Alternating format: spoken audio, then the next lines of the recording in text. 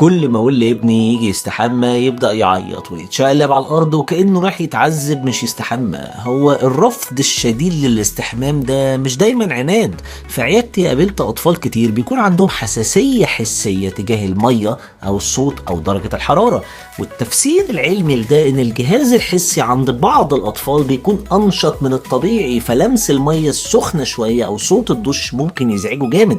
طب ايه الحلول المجربة اللي ممكن تساعدنا؟ جربي وقت ثابت يوميا، الروتين بيطمن الطفل.